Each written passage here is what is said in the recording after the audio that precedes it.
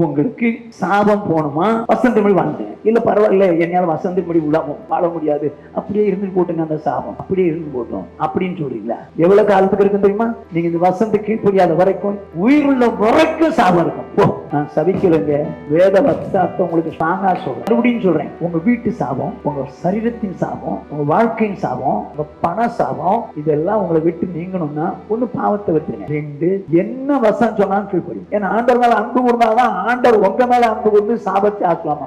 Okay, ஆண்டவர் உங்களை ஆசீர்வதிக்கணும், சாபத்தை ஆசுவாம மாத்தணும்னா தேவன் உங்க மேல எப்படி இருக்கணும்? அன்பா இருக்கணும். தேவன் உங்க மேல அன்பா இருக்கணும்னா நீங்க என்ன செய்யணும்? நீங்க அன்பா இருக்கணும். நீங்க அன்பா இருக்கணும்னா என்ன செய்யணும்? தீமை வெறுக்கணும். வெறுக்கிறதுக்கு தயார் தானா?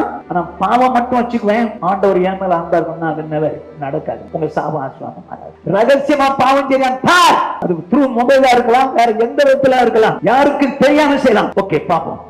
நீ கரெக்ட் பண்றவங்க பாவம் செய்ய மாட்டேன்னு. அடுத்தது அவர் மேல அன்பு செலுத்தணும், என்ன செய்யணும்? வசனம் என்ன சொல்ல அப்படி வாழணும். இப்போ பைபிள்ல எங்கேயாவது வசனத்தின்படி வாழாம இருக்கிறீங்களான்னு பாருங்க. எந்த வசனத்துக்காக கீழ்படியாம இருக்கீங்களான்னு பாருங்க. என்ன பாஸ்டர் அப்படி சொல்லிட்டீங்க? பார்த்தா நிறைய பெண்பெரும் பாஸ்டர்ங்களா? உன் மனசாட்சி சொல்லல இந்த வசனத்துக்கு நீ கீழ்படிய மாட்டேங்கிறேன்னு சொல்லல உன் மனசாட்சி?